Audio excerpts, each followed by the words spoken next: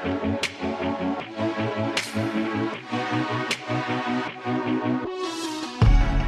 going on, everybody? Welcome back to another edition of the DFS OGs podcast right here on Rotogrinders.com, talking everything week 4. I am your host, as always, Chris, Beermakers fan Prince, back with my boys, my fellow OGs, Notorious Headshot for Noto. Let's start with you this week, buddy.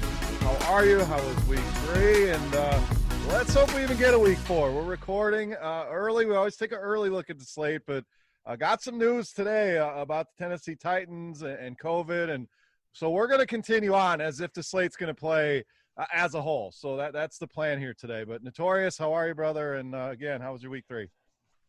Yeah, I'm surprised it took this long for one of the teams to have an outbreak. So I guess it was going to happen eventually. Hopefully, nothing else comes of it, and they can learn from it, kind of like the baseball did at the start of their season. But week 3 was pretty good. Overall, I had a break-even week, had some good pieces, had some really bad pieces, some landmines that I can't seem to get away from. But overall, pretty good week. And, yeah, it's a good time to be a sports fan. We got baseball playoffs starting, NBA Finals kicking off here soon. So, yeah, a lot of fun coming up. Yeah, I'm excited for that finals matchup. I mean, Miami playing some great basketball. The Lakers, obviously the favorite, but should be fun. Hopefully Miami can make it a series. Chop, let's get over to you, buddy. How was week 3? How's things at the Chop household? Things are fine. And I know nobody wants to hear no sad stories about no guy who's coming off a big week. But, man, that Russell Wilson to DK Metcalf touchdown dropped me about 20 to 30K on Yahoo, that touchdown. So that was a little rough, but, I can't complain about anything. Man, Russell Wilson. Well, we're going to talk about Russ, but, man, is he playing some great football right now. Just unbelievable. But let's dig in here. Week 4, again, we don't cover Thursday, Sunday night, Monday night. Get all your content for that over at Rotogrinders. We're going to focus on the main slate. And again, as of this recording, nothing has been canceled or moved or any of that. So we're going to press forward and hopefully we get a full week here. And this is just a little bit of a blip in the radar. So let's start off, boys. New Orleans and Detroit, our first game here on the main slate. Saints -4 on the road. Big total here, 54.5. Injury notes, Jared Cook left that last game. So he's questionable. Michael Thomas possibly back here this game, and a great matchup here with Detroit. Detroit side of things, no injuries over there. So, Chop, we'll start with you this week. A big total game here. Obviously, the running game for the Saints, something we got to look at here. Kamara looked great against Green Bay. It's a great matchup here with Detroit. And Detroit got a win on the road here, but fantasy-wise, it kind of frustrating, especially that backfield. So, Chop, what do you got here, Saints and Lions? So for the Saints, yeah, if Michael Thomas is out, it's the Alvin Kamara show again. And I don't know. I hate there's just something, I guess, embedded inside me that hates taking guys who are coming off of back-to-back huge weeks and all, because it's the NFL and eventually they will come back to normal. And but if Michael Thomas is out, Kamara's still going to be the number one weapon in the offense, so you can take him. If Thomas is out, though, that might be the only guy I'm really looking at. None of the other guys really are doing anything for me with Drew Brees as the quarterback. He's the check down master now. It doesn't seem like he has the arm strength to push it downfield very much. It hurts everybody else except for Kamara. So we'll keep an eye on Michael Thomas, but if Thomas is out, I'm only a Kamara guy. If Thomas is in, I'll go Michael and Alvin. That's fine. And that actually helps Alvin this week if Michael Thomas is in. But then on the Detroit side, avoid the backfield. Not messing with Hawkinson. If he can't get it done against Arizona with all these weapons coming back healthy, I don't think he's in play. But Kenny Galladay, another week to get healthy. I'll take some Galladay in this matchup. Yeah, I mean, Marvin Jones only 3 targets in that last game, so it's clear. I mean, we thought they would be even playing field, him and Galladay, but maybe that's not the case here. And it's a good Saints defense. I know it's a high total here, but I would be surprised to see Detroit put up a ton of points here. So I'm with you, Chop. It's mainly Kamara. I don't hate Latavius Murray, more so of a deep FanDuel play. But those receivers, Traquan Smith, Emmanuel Sanders, sure they got more targets, but Sanders looked okay, but not something I'm really going to be overly attacking here. Noto, let's get over to you here, Saints and Lions. Yeah, pretty much all Saints for me. Can't ask for a better spot. They need a win to avoid falling 1-3. They're playing at home against one of the worst defenses in the NFL and the Lions. They can't stop the run. They can't stop the pass. So love the spot for Kamara. 38 and 48 fantasy points the last 2 weeks. Kind of crazy. He would have broken the last two main slates if he was on them. So don't mind going back there, even if Michael Thomas is back. And if Michael Thomas is back, you know where the targets are going to go. So it's going to be a two-man show for me for the Saints. Don't really need to pair him with Breeze either, because most of Breeze's production is going to go through those two. So like both of them. None on the Lions side. Kind of agree with you guys. You know, Galladay looked pretty good in his return. Saints historically pretty tough on tight ends. They do have Lattimore that might be able to shadow Galladay, but for the most part, not a ton of interest in Detroit other than TJ Hawkinson. You know, Saints dead last in fantasy points allowed. Two tight ends so far this season. They've allowed the most receptions and yards and touchdowns. So Hawkinson, kind of a deep sleeper there. I think he's had at least one 20-yard catch in all three games so far this season. All right, let's go to the betting window. Let's take a look back at last week before we do that. Not great for any of us last week. Noto, you kept your head above water. 7-6 last week, so brings you to 25-14 on the season. So up 11 units. Gotta like that. Chop 5-7 last week. You are an even 19-19. My struggles continued. 5-8 here. So again, I say if you do opposite what I'm saying, you went 8-5 last week. So you made some money, but I'm down 15-23, down 8 units. So hopefully we get that turned around. Noto, line here -4, 54.5 on the total. Absolutely hate taking favorites on the road, but I'm going to do it anyway. Give me the Saints. I'm going to take the under here.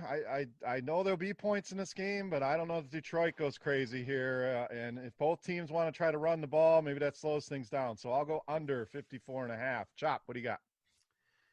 So, you know, Michael Thomas is going to be a big piece of information for this game that we don't have. But right now I'm going to assume he's out. And I'm gonna go with that under also.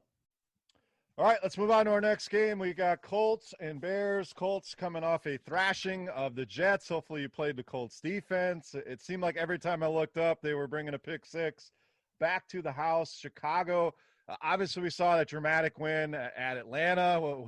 The Falcons, my goodness, boys. I don't know what's with this team. And not being able to hold the lead. It's just unbelievable. But we did see Nick Foles finally enter the equation here.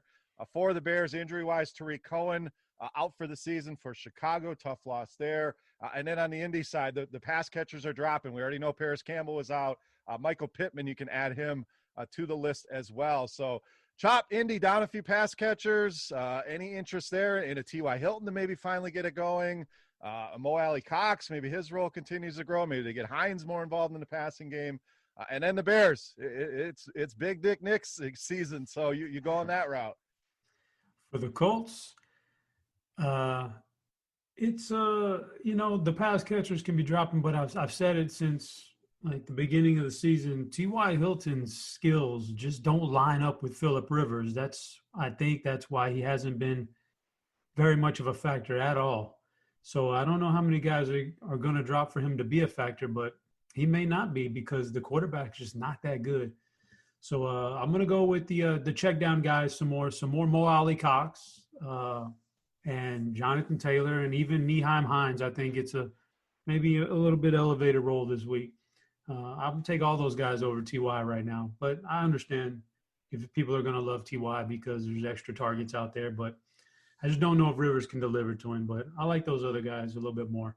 On the Chicago side, yeah, it's a boost to the offense to get Foles back. But I'm going to caution against Allen Robinson this week. I love Allen Robinson in general with Nick Foles, much more than with Trubisky back there. But this might not be the week. This may be the week to let other people load up on him thinking he's going to do the same as he did last week, replicate that performance.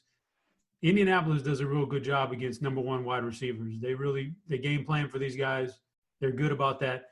So I may just let Allen Robinson kind of let everybody else take a shot at him this week and hope that he doesn't prosper. So I'm not, I like Foles as the quarterback, but I'm just not liking too much else on this team. Maybe I'll pull the trigger on Anthony Miller this week, but I don't like the running game. Can't play a tie. I can't play Jimmy Graham. Just can't do it anymore. You're not buying the big game from Jimmy Graham? I mean, I'm 10 not. targets, 2 Can't do it. touchdowns. Come Yeah, on. I just can't do that. But maybe it's an Anthony Miller. Maybe some of those second and third tier receivers for Chicago step up, because I'm going to bank on Allen Robinson not having a super big game today or this week. I mean, we kind of wrote off Miller. Mooney had seemingly passed him, and they both saw 5 targets in that last game. But Miller looked good. Dropped the one in the end zone, but he did find the end zone. So not a lot I love in this game, Derek. I think Taylor is a play you can go with every single week. Somebody's going to have to make up for some of this Tariq Cohen production, although it wasn't a lot on the Bears. Maybe there's a few more targets to go around. But what do you think here, Colts and Bears? Yeah, I don't love a lot either. The running back situation in Indy, we thought we had it figured out after week 2, and then week 3, Hines played a bunch even before that game got out of hand, and then, Wilkins saw most of the fourth quarter run. But, yeah, I mean, it seems a little expensive for me to play Taylor on the road against a pretty good run defense, so I'll probably pass there and don't really want to play Phillip Rivers or any of his wideouts either. Not on the Bears side, BDN season, I'm excited to watch it. I don't think they're going back to Trubisky at this point. I do think Tariq Cohen being out is going to help David Montgomery's value moving forward, but I don't want to play him against the Colts. And then, like Chop mentioned, the Colts pretty good against wide receiver 1, so that does hurt Allen Robinson a little bit. His price has gone up after that big game. Yeah, not a lot to like here for me. All right, let's see if we got any bets we like better, Derek. -2.5 for the Colts on the road here, and a low middling total at 45.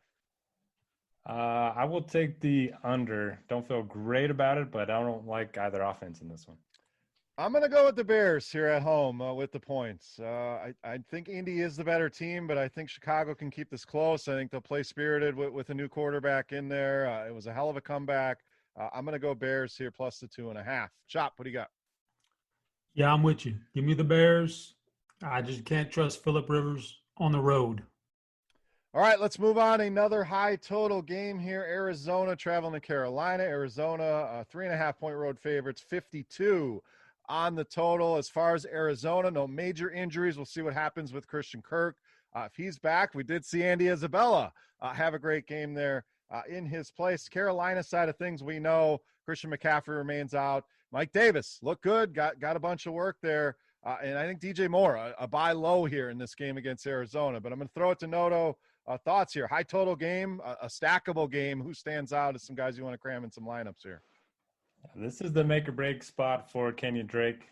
He's been really bad the first 3 weeks, hasn't been very involved in the passing game. That's typically the case when you have a mobile quarterback. But in terms of running backs against the Panthers so far, we saw Josh Jacobs have a huge game. Leonard Fournette had a big game. And then last week, Eckler just went nuts against them. So this will probably be the last time I play Drake. He's probably going to be popular. I thought he would have some leverage off of Kyler and Hopkins stacks last week.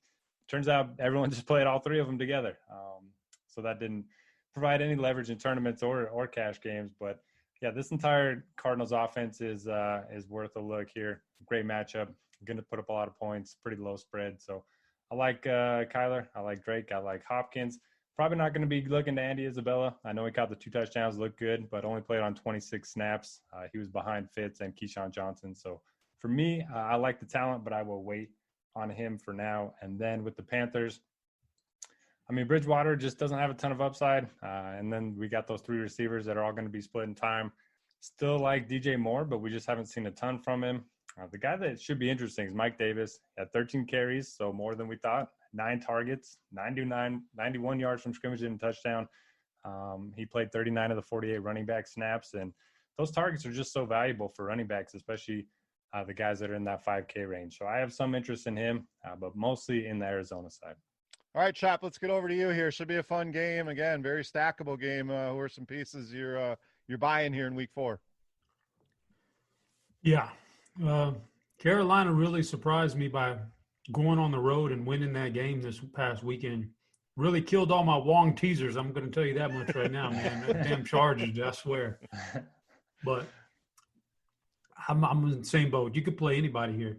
Arizona's got the big, I want to say the big 3, but Kenyon Drake really hasn't been that big this year. But Murray, Drake, Hopkins, if Kirk is out or injured, Isabella, I know people are going to say the snap counts and stuff, but he's just a playmaker. So even if he's on there for far less snaps than Keyshawn Johnson or Larry Fitzgerald. He's just the playmaker out of the rest of those guys. So I don't mind going back to him if people are going to cry about the snap count. But then on the Carolina side, yeah, Mike Davis surprised me. That was a tough matchup, and he got there. He exceeded by a pretty wide margin there.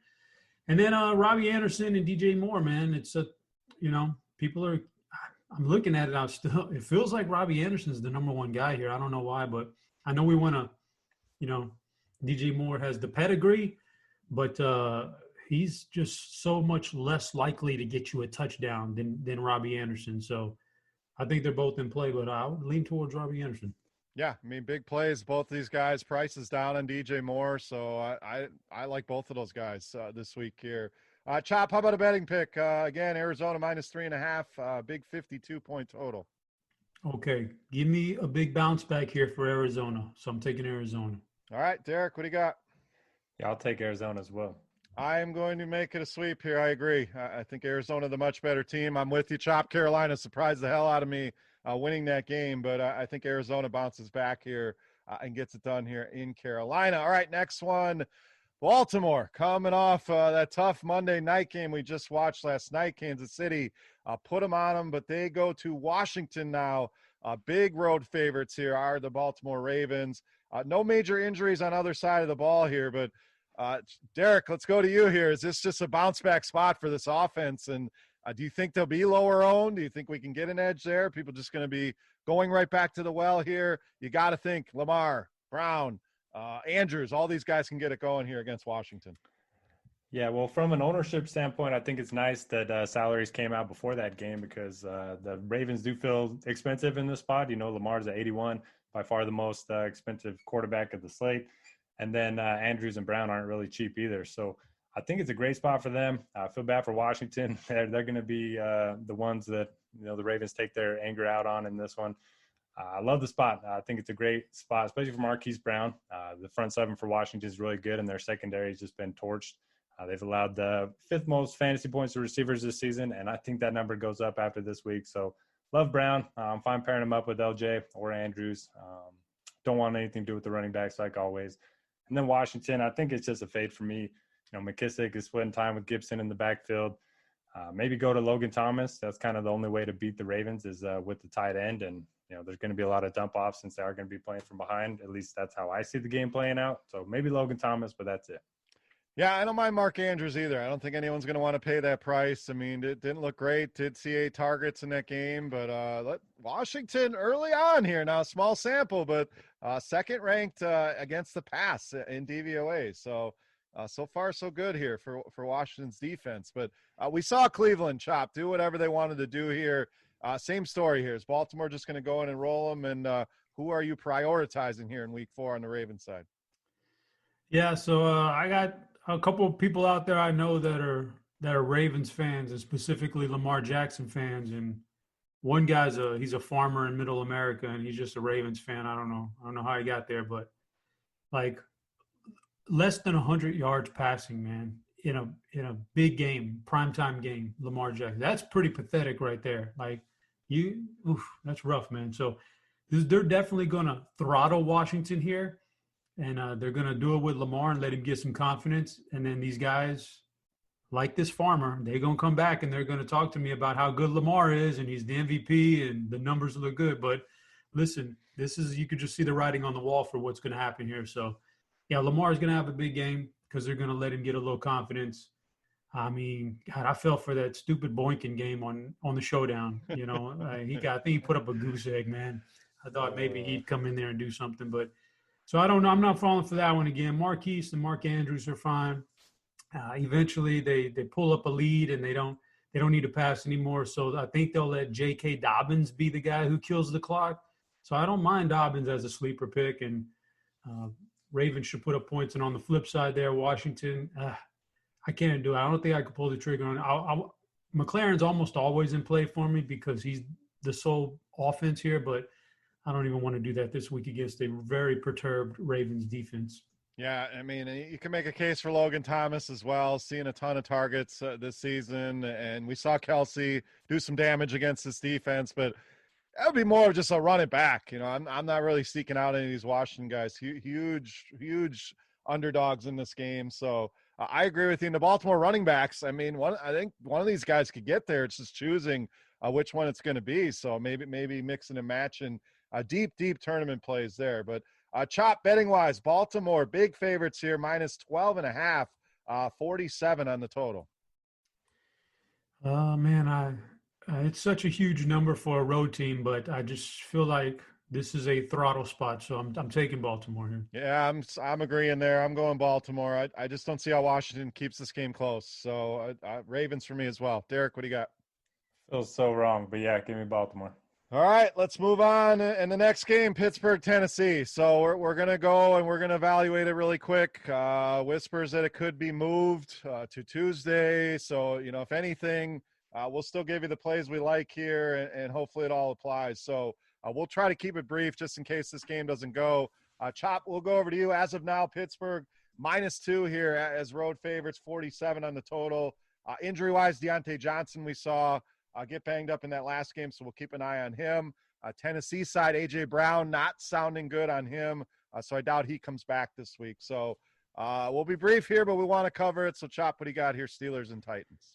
I mean, for the sake of being brief, even if this game was 100% to be played normally, I don't think I like anybody in this game anyway. I just a tough defense in Pittsburgh makes me not want the Tennessee side, and then on the Pittsburgh offensive side, Deontay, if he's out, I think that hurts the offense a lot, and I think I'll pass on this game.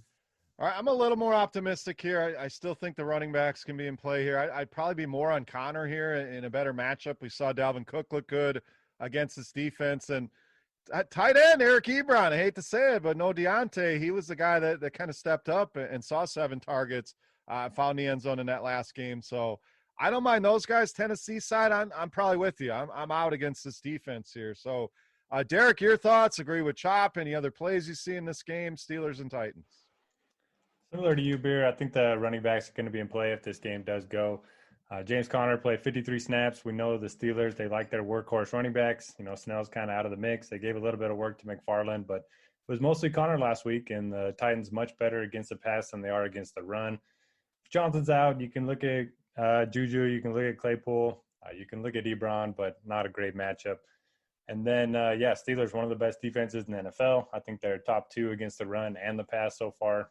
So Henry, he's certainly capable of having a big game, but so many running backs that I like this week that I just don't think I'll get there.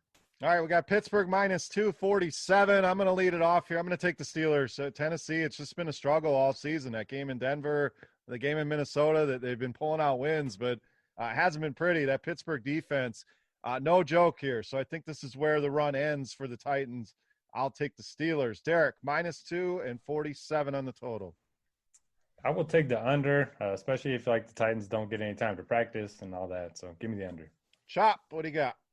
I want the under here also. All right, let's move on. Next game, we got the Chargers off that tough loss, like we mentioned, to Carolina, going to Tampa here. Tampa, big home favorites in this game. Big win out in Denver for them.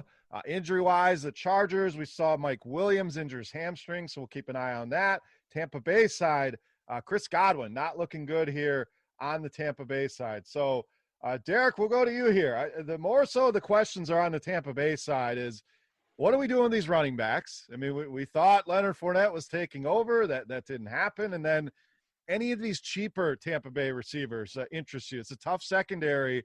I don't think it's such a slam dunk spot here for Mike Evans like we've had in the past, but any of these other guys viable here this week against the Chargers on the Tampa side?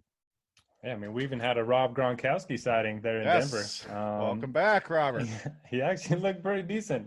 Maybe I was just watching in slow-mo or something. But, I mean, Chris Godwin being out would definitely help Mike Evans. He'll probably get shadowed by Chris Harris, which isn't great. I think the opportunities will still be there. But I think Scotty Miller is going to be my favorite cheap option in this offense. As far as the running backs, I don't think you can trust either one. And I don't think we need to against the Chargers anyway. So they're going to be a fade for me, both Jones and Fournette.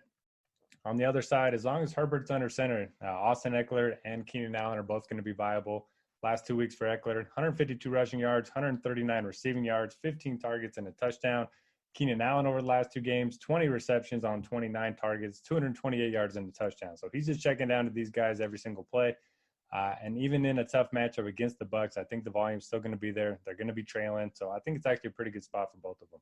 Yeah, Herbert's really locked in on Keenan Allen. That's been his guy. So I like that call. Tampa Bay, we know, very stout against the run, and that kind of takes a guy like Josh Kelly out of play. But Eckler certainly squarely in play here. And do want to mention those cheap Tampa receivers I mentioned, Scotty Miller and Justin Watson, both questionable here. So, again, I think there will be some value here, but keep an eye on that. And it may lead to a guy like Tyler Johnson, who I know Chop is very familiar with, maybe having a bigger role here this week. So, Chop, let's go to you here, Chargers and Bucks.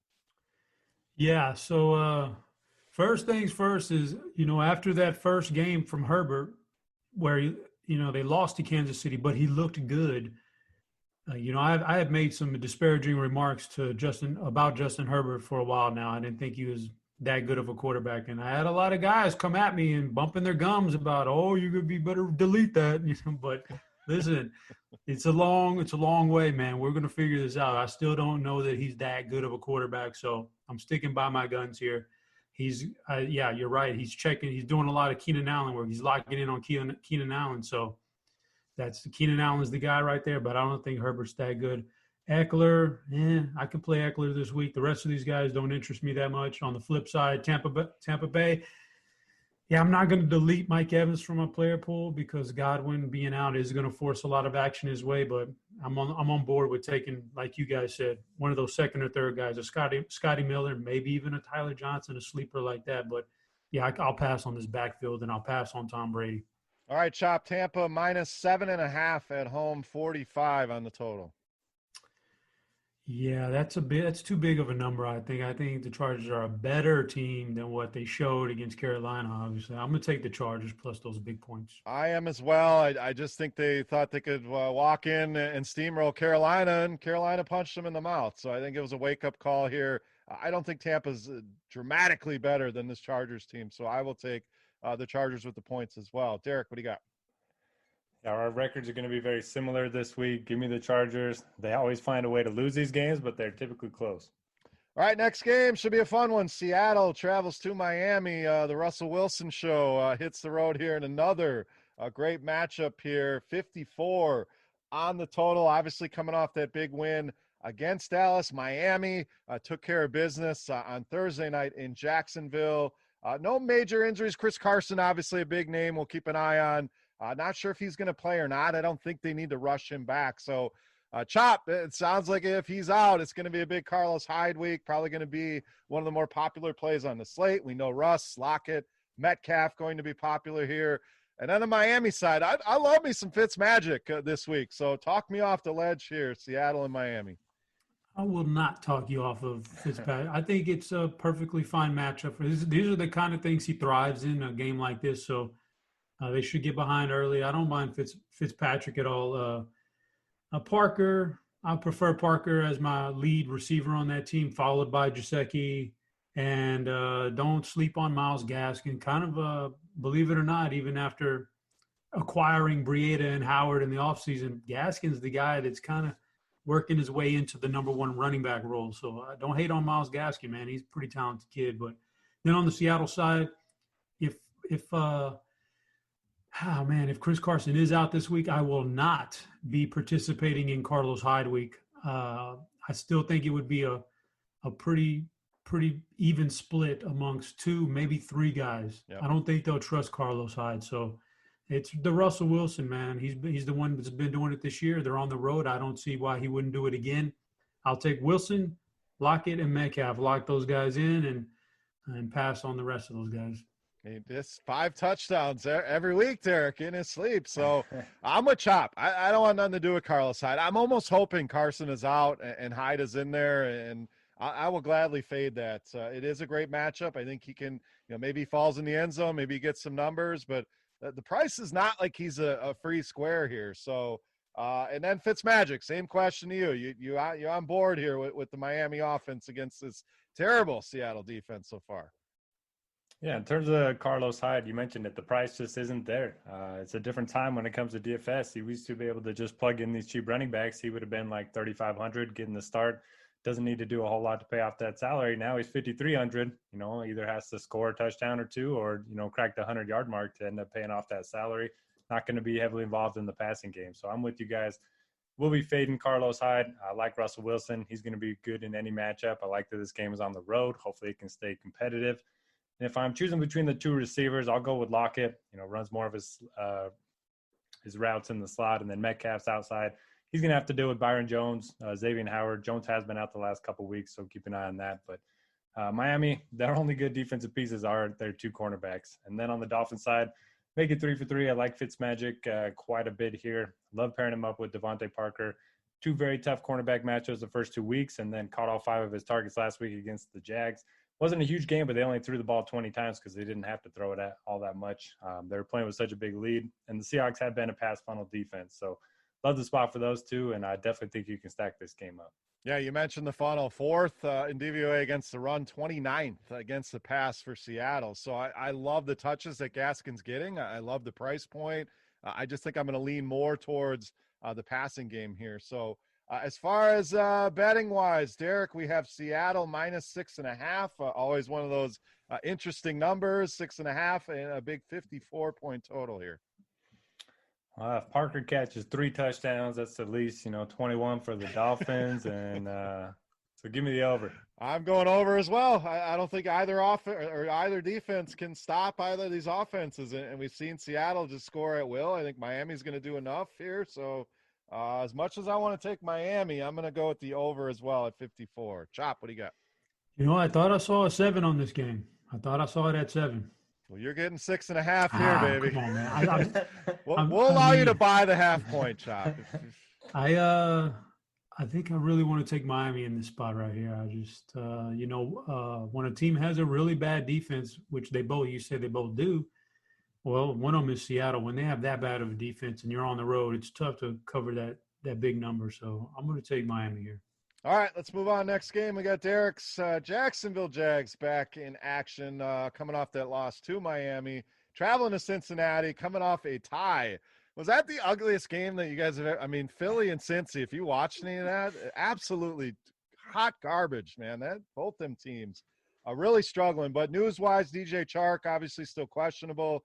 James Robinson, guys, is now $700 more than Joe Mixon. So that's where we're at here in 2020. The Cincinnati side of things, T. Higgins, had led the team in routes run. And is the breakout real? Was this a fluke? So, Chop, we'll go to you here first. Again, another name you're very familiar with your college football prowess. So tell us about T. Higgins. And then are we buying James Robinson here? Kind of hard to argue the workload right now. T. Higgins' game was not a fluke. It starts off by having John Ross inactive for that game, a healthy scratch, which means they were already kind of planning on something going down, giving that workload to somebody. And then we've all, everybody across the whole NFL DFS landscape has pointed out just how poor A.J. Green has looked physically so far. What about the air yards, though? Yeah, the air yards are great, but everybody wants to point out how he's kind of stuck in quicksand running and stuff. So you kind of knew something was going on there, and then no John Ross. So T. Higgins, that's not a fluke of an outing. They targeted him and hard and heavy, and that's a rookie to a rookie, man. That's might be your connection for the next 10 years. And T. Higgins is very talented, so I'll be on that again. I wouldn't mind taking a shot on that, but my preferred play there is Tyler Boyd. I just think he's the better wide receiver right now with the experience. So Tyler Boyd, I like Joe Burrow this week. And Joe Mixon, I don't know, man. He's cheaper than James Robinson, but he's still 5,800. And things just haven't clicked for him this year. We'll see how that plays out. But for Jacksonville, yes, I believe in James Robinson. He looks like the best back in the backfield. Plenty of opportunity there. It's a weak defense he's going up against. He's actually done it. He's performed against much higher defenses this year. So James Robinson seems fine. Doesn't seem like a fluke. I think the big question for me is DJ Shark. Is he going to be healthy? Is he going to be in there or not? If he is, I want to attack with DJ Shark. If he's not, then we're in trouble here. Gardner Minshew's in trouble. We saw what he did against Miami. Was pretty terrible performance without his number one guy in there. So kind of all hinges on Shark. If he's in, I want Shark. If he's out, I'll probably just stick to James Robinson. Yeah, let's ask Derek. This is his team. Let's pretend Chark is out because we saw that the receivers really disappoint. I mean, Cole, Chenault, Conley seemed like he dropped everything that was coming his way. Westbrook was playing some snaps. So parse through that for us. If Chark is out, any interest there? And Cincinnati side of things, I'm with Chop. I really believe in T. Higgins. The Jags dead last in DVOA against the pass. So a stack of Burrow, Higgins. You could even include Tyler Boyd with the old double stack. Something I'm really going to be heavy on this week. Pretty big total here, close game. So all about the Cincinnati offense. I don't mind Robinson, but Derek, what about them Jags receivers? What do we do there? Yeah, like I said, after one, that was the Jaguars Super Bowl. They're already making their offseason plans for sure. The jokes aside, I mean, Minshew can't play worse than he did last week. It's a decent enough matchup. If Chark's active, I think the offense gets going a little bit. If he's out, Conley got the biggest boost in terms of his role, but he was pretty terrible. So I'd rather have Keelan Cole or Chenault, I guess. And then, yeah, James Robinson, definitely the piece you want in this offense. It's nice to see him get some, pass down work. He's had 10 targets over the last 2 weeks, in addition to all the carries that he's going to get and the goal line work. So right there with you guys. I like Robinson over anyone else on the Jaguars side. And gotta love all the Bengals. Joe Mixon yet to score, but he's had at least 19 touches in every game. This will probably be the best game script he's had. And this is his cheapest price point too. So a lot of combinations that we like there. Chalk running backs have not been great so far this season, but I think Mixon pays off his salary here. Agree on T. Higgins. Looks a lot better than A.J. Green. I had to write about the Bengals last week, and had a ton of air yards, and none of them were catchable. So we need a new catchable air yard stat, not just there you go. You throw it 60 yards downfield, that's 30 yards over the guy's head. That shouldn't count for much. So give them analytics guys something to do, Derek. You're creating new categories, and you're getting some excitement brewing here.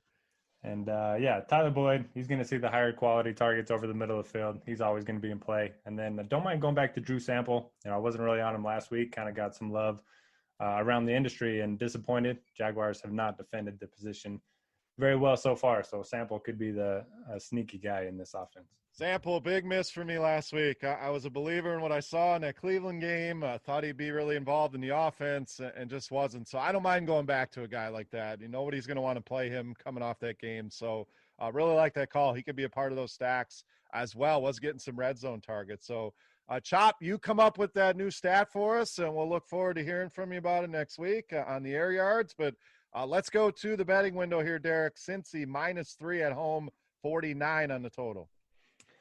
You know which way I'm going. Give me Cincy. I thought the Jags money line bet was coming for sure. I'm going to agree on Cincy. It seems like Jacksonville, like you said, is giving up already, and Cincy the better team in my opinion. So give me the Bengals. Chop, what do you got? I'm working on it. It's FAY, feasible air yards. There That's you going go. to be our. Look at this guy. Come on, guys. Get on it. Yeah, you got to be bored out there. There's not much to do for you. Create a new one. Faye. Are we keeping track by hand? Are we watching the games?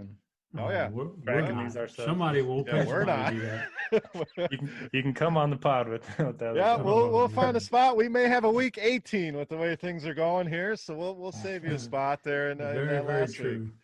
All right, so yeah, I'm in agreement here. Joe Burrow is going to get his first career win here by a pretty wide margin. Give me Cincy. Yeah, don't forget about his running ability. I mean, he's kind of been ugly in some of the throws, but he gives you that upside, and the numbers have been there fantasy-wise. So reminiscent of a Josh Allen almost, where he's gonna get points no matter what. And if he does put it together, which this is the best matchup you can ask for, the ceiling huge here with Joe Burrow. So love that call. All right, let's move on. Cleveland and Dallas. Cleveland coming off that win against Washington as expected. No major injuries on their side of the ball. Dallas, tough loss for you there, Chop, in Seattle. Dallas home favorites here, huge total. Chop, will go to you here for your Cowboys at home against the Browns. What do we got?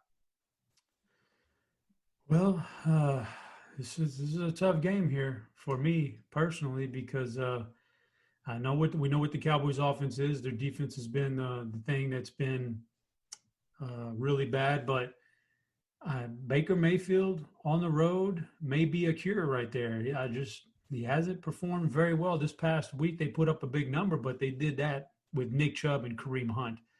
Baker, he has big problems. So if Dallas can defend Chubb and Hunt, I think they can limit Cleveland's offense enough. So, man, what do I take over there? I guess you could take Odell as a one-off. I prefer a little Nick Chubb to Kareem Hunt almost every week. So those are the two guys I'll target on that side. And then on the Dallas side, that's where I think we can get just about whatever we want to play over there. There's a piece of me that says, they've had enough of the defense putting so much on their shoulders that they're going to start establishing the run now. So I would not doubt Ezekiel Elliott gets maybe 25 plus carries in this game, and they slow the game down, and it's not this big, it's set at 55 right now or something like that. Like, I wouldn't doubt if that's way over the number because they drain the clock and establish the run. So I think Elliott has a big game. I'm one off in some receivers here. This week I think I'm gonna lean Michael Gallup. Cooper got banged up a little bit, and CeeDee Lamb got banged up, and their performance showed after they got hurt, and it was the Michael Gallup show. So I'll go back to Michael Gallup. Yeah, I mean, he looked great. And he was the guy I think we talked about, the guy that would go overlooked. Everybody wanted to play the other guys. Dalton Schultz was also pretty involved. 6 targets in that offense. But I love the Zeke call. Home favorites here. Cleveland, although they are top 10 against both the pass and the run so far. But, I mean, who have they really faced? I mean, we're talking Washington. We're talking Cincinnati. So take those numbers with somewhat of a grain of salt. But I love the Zeke call by Chop. Derek, what do you got here, Cleveland and Dallas? Yeah, I kind of like the idea of just playing the lowest owned of the 3 receivers for the Cowboys. Amari Cooper, CeeDee Lamb, Michael Gallup. They're going to make plays throughout the course of the season. So if you can have the lowest owned of the 3, I think that makes sense. Amari Cooper would be my favorite if we take ownership out of it. Does have 35 targets, 267 yards through the first 3 weeks. Hasn't scored a touchdown just yet. So maybe some positive regression coming there. And then, I agree with Chop. I think they're going to try to run the ball a little bit more.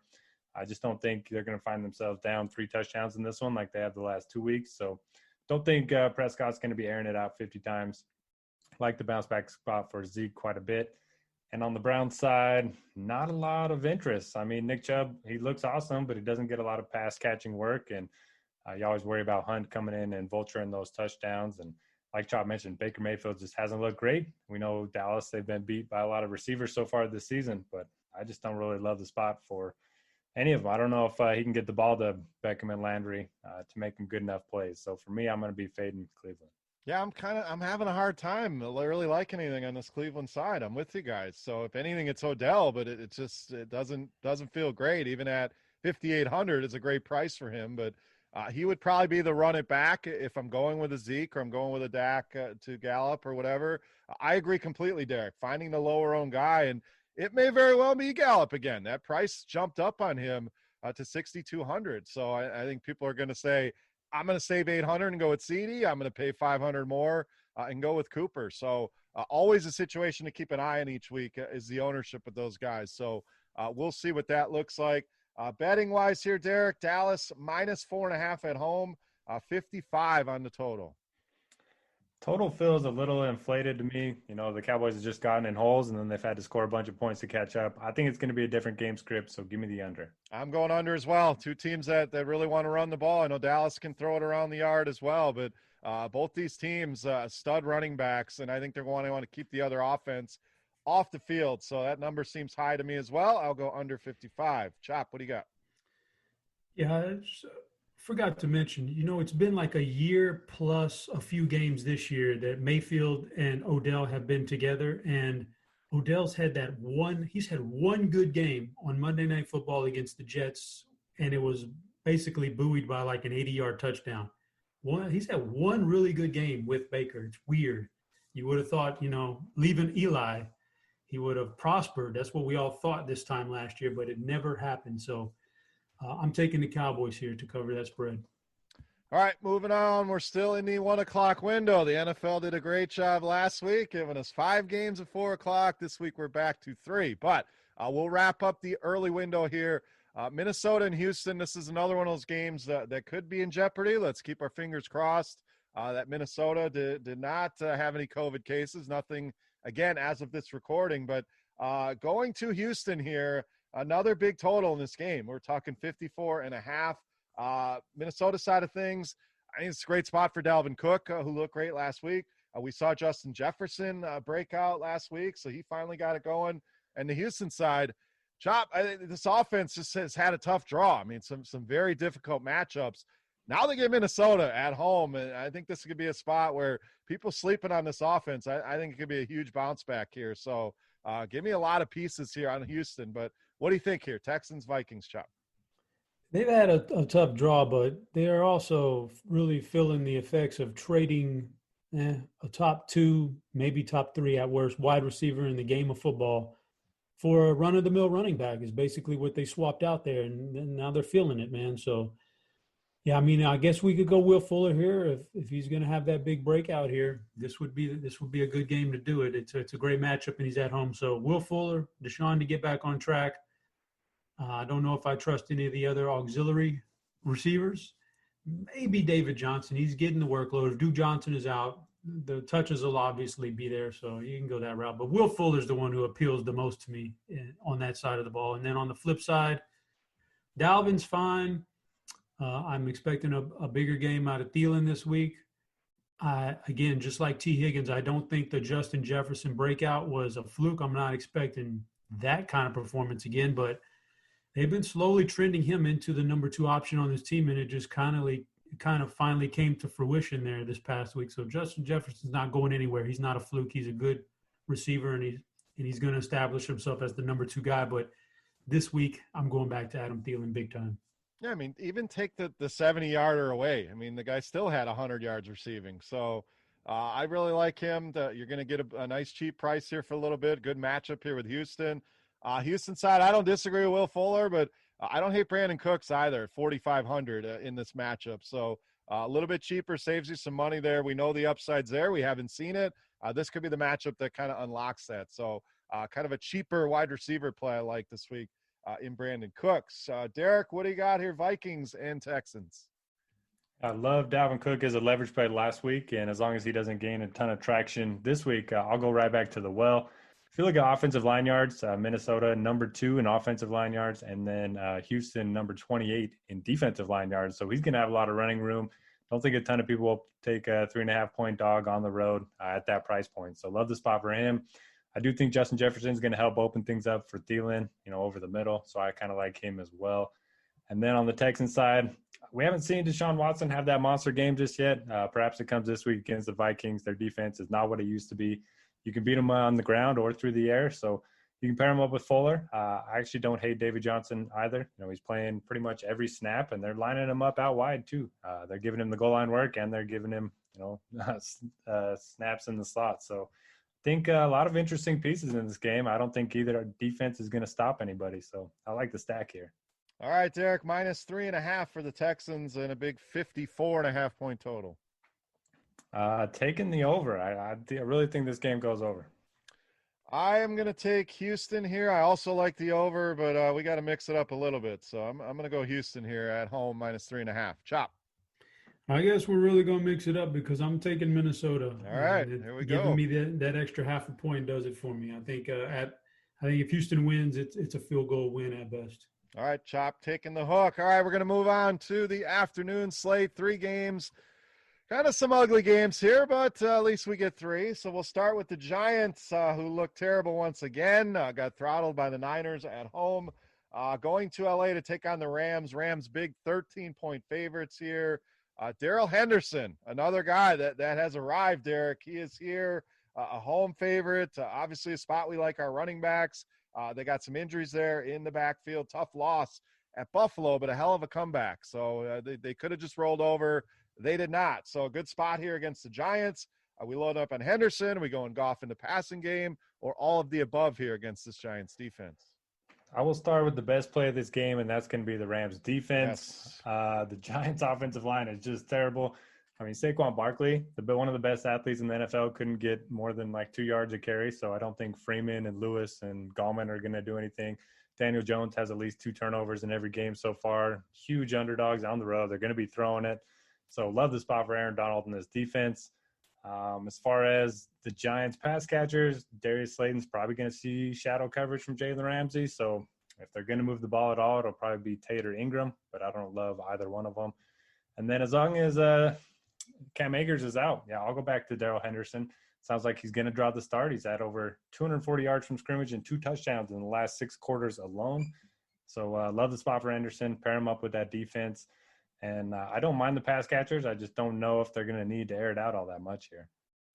The Giants been particularly stout against the run thus far. 8th in DVOA, but 30th against the pass so far. So, again, early season numbers. Henderson has looked phenomenal. I like him, but I do like the passing game here as well. Chop, is this just a load 'em up spot here for the Rams against the Giants?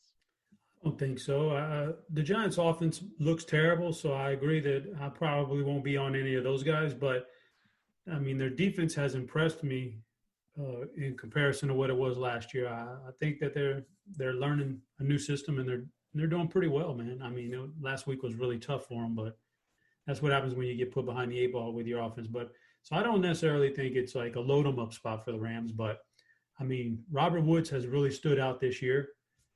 So he's definitely the focal point of the offense. So don't mind going to Robert Woods. Cooper Kupp had the right matchup last week. I think he's a matchup-based play moving forward. So I don't know that I'm going to go back there this week. It's Robert Woods.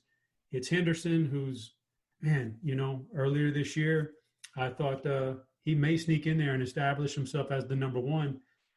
It looks like it took a Cam Akers injury, but I think he's finally getting there. So he's a talented guy, man. So what he does isn't a fluke. So I don't mind going to Darrell Henderson. All right, Chop, we got Rams minus 13 here. Big spread and 47.5 on the total. 13, so much. Man, after that embarrassment that they got handed last week, I wouldn't doubt if the Giants show a little more pride. So I'm going to take the under. I'm not going to take the Giants, but I'll take them to show a little pride and maybe play good defense. I'll take the under. Oh, I really want to take the Giants. Derek, let's go to you here. I'm torn on this game. I'm not going to lie. Honestly, if you want the Giants, you should probably wait until Sunday. This line opened at 9. It's already up to 13. Yeah, that's making me nervous. So it could get it way up there. But I'm going to take the under. I'd rather have the Rams side, but that's too many points for me. Yeah, I'm going to go under as well. I just can't pull the trigger. The Giants just look terrible, and that was at home. Now traveling across the country, I don't know that they're going to be able to score a ton against this offense. And, maybe the Rams put in cruise control towards the end of the game. So I'm going to leave the Giants alone, and I'm going to go under here as well. All right, 2 games left here on the DFS OGs podcast. Thank you, as always, for tuning in, you guys. Buffalo -3 traveling to Las Vegas, 52.5 on the total. A lot of injuries here for the Buffalo side of things we got to keep an eye on. Zach Moss missed last week. He remains questionable. John Brown left last week's game with a calf injury, and Dawson Knox has a concussion. So 3 injuries there. Vegas side of things, kind of same thing. We saw Ruggs and Edwards, both questionable. Renfro stepped up. They took Waller out of the game. So Derek, we'll go to you here. Buffalo can be beaten in the middle of the field. Is this a game where we trust any of these pieces like Renfro coming off that big game? Does Waller bounce back? And then Buffalo, Josh Allen just continues to impress. Do we just continue playing him here against Vegas? Yeah, for the Raiders, I mean, their best chance of winning this game is going to be to give the ball to Josh Jacobs 30 times. The linebackers are really good for Buffalo. I know they gave up that big game to Gesicki, but they were missing both of their star linebackers. They got him back last week, and they held Higbee in check. So don't really want to play Waller here. They have an elite cornerback in Tre'Davious White, so don't really want to play anybody on the outside either. So Josh Jacobs in tournaments is somewhat interesting. I think that's how they'll be able to keep this game close if they do. Then for the Bills side, you can play everybody. Josh Allen, 300 yards passing for the 3rd straight game, 12 touchdowns already. He's getting the Cam Newton treatment near the goal line. You can pair him up with Diggs. Certainly don't mind going back to him. Had a tough matchup against Ramsey last week and technically scored 3 touchdowns. 2 of them just ended up getting called back. So I think he's interesting. And then if Moss is out again, Singletary should be in a really good spot. Raiders dead last in DVOA against the run, and they've allowed the most fantasy points to running backs this season. So Singletary, he's going to get some goal line work stolen by Allen, but he did get a carry from the one. It didn't get in there, but still had 13 carries, 5 targets. I think 20 touches against Oakland's a great deal at that price point. Yeah, I love the Buffalo side of things here. You mentioned Singletary look good if Moss is out. We talked Allen, Diggs. Let's not sleep on Gabriel Davis. Super cheap. Another guy Chop's going to be very familiar with. A standout in college. 3,200 on DraftKings looked good when he got his opportunity. Even a Cole Beasley. Boring play, no doubt, but maybe a cash game guy that if Brown's out, we know he's going to get targets and always seems to put up numbers. He's only 4,700. So, mainly Buffalo for me. I'm not trusting Jacobs in this matchup. I'm not buying Renfro's big game. And Waller, again, bounce back spot. But Derek, you mentioned Buffalo very good against the tight end. So Chop, all Buffalo for me. Agree, disagree, and anything on the Vegas side standing out? I like Buffalo in the spot. It's hard not to like Buffalo in the spot, but I mean, I guess when we talk about the Vegas part of it, it's a little troublesome for me to look at a team that coming off of a really, really big win, an emotional win, with the way they won it at the end. And then now you got to fly across country to take on the lowly Raiders, who aren't really, probably on the top of your totem pole. So I don't know, man. There could be a letdown spot, at least for first quarter, first half maybe, and you never want to put yourself behind the eight ball. But Stephon Diggs is going to be the guy this year in that offense. So he's in play, Devin Singletary. And then if John Brown is out or limited, which we would assume he's limited because he relies on speed a lot anyway, Cole Beasley's gotten 6 or more targets in every game this year, yet nobody ever talks about him. And he had a really good year last year. He's kind of picked up there. So I don't mind Cole Beasley. You said Gabe Davis, great sleeper if John Brown is going to be out. Fantastic sleeper. They want to get the ball in his hands regardless. He's a playmaker, so I think he makes for a great sleeper. And on the flip side, I just don't want to play many Raiders. I mean, I know it's a high total here, and they have a fairly good team total, but they just don't interest me. It's Josh Jacobs. I think they can shut Josh Jacobs down. The rookie wide receivers don't do it for me, not with Derek Carr there. And then you're pinning your hopes to Darren Waller, who I think Buffalo knows to key in on, kind of like the Patriots did last week. Just kind of key in on Darren Waller, and then you can shut down the offense. So the Raiders just don't interest me that much. All right, how about betting wise? We got Buffalo -3, 52.5 on the total. Let me take Buffalo having a very sluggish first half, so I'm going to take the under. That's my point, game point. I'm going to go Buffalo. The line feels a little bit low, so you always worry about that. I think this line does creep up a little bit. We did see Vegas have a spirited effort at home against a pretty good Saints team, but Buffalo, the much better team here, and maybe they do start off slow, but I don't know how Vegas is going to slow this offense down. Buffalo, the better defensive team. Give me the Bills here. Hopefully it's not the fish play at only -3. Derek, what do you got? Yeah, this is the Vegas trap right here. Yep. I want the Bills, but I'm gonna take the Vegas Raiders from +3. All right, last game for us should be a good one. New England and Kansas City. Injury-wise, we're just keeping an eye on James White. We know the unfortunate situation there. We'll see if he returns this week, but we did see Rex Burkhead kind of step in and have a huge game. I know a lot of people are gonna go back to that. I am fine not playing Rex Burkhead this week, even if James White is out. Kansas City looked like the Super Bowl champs and got it done. Tough game at Baltimore, but that offense looked phenomenal, led by Patrick Mahomes and his 5 touchdowns. So, Derek, we'll go to you here. A big total game. Mahomes coming off that big game. The offense looked good. Close us out here for Week 4, Patriots and Chiefs. So before we do that, is Clyde Edwards-Helaire? Do they just not pronounce the H, or is that just a Monday night broadcasting thing? They kept calling him Elaire. Yeah, I was like, who the hell's Elaire? It's Elaire, man. That's right? Like eel. Yeah, Elaire. It like just sounded weird. I've always heard it Helaire. Anyway, I do love a running back in this game. It's not Rex Burkhead or Sonny Michel. It is Elaire. 14 targets the last 2 games, averaging 18 carries a game. He's only had 1 touchdown so far. He's going to be a workhorse each and every week. Just love the spot for him. And his price is only going to go up from this point. you can obviously play, Mahomes and any of those pass catchers, Hill, Kelsey. You can stack them up any which way. And on the Patriots side, Cam Newton in a spot where the Pats need to score a bunch of points is certainly intriguing as well.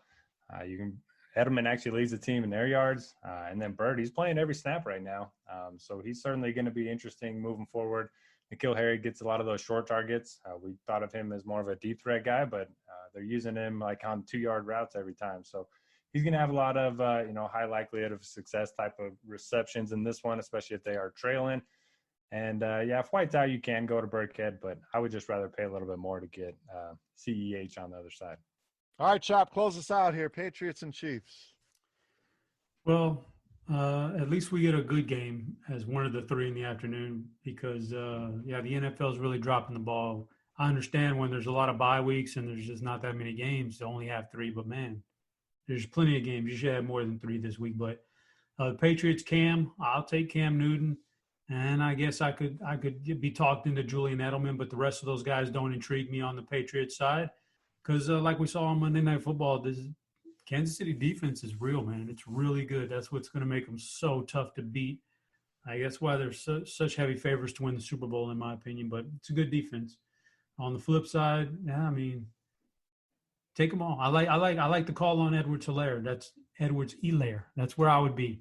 That spot. And Mahomes is always good though, but I don't know, man. You're coming off of a game against Baltimore on the road, and you're just so much better than everybody else in the NFL. I think. Where's the motivation at? You got to fall off some games, I think. So maybe this is one where Mahomes just kind of doesn't do the full Mahomes thing, and they ride out the running back. So I'll take the running back here. That'd be my preferred play.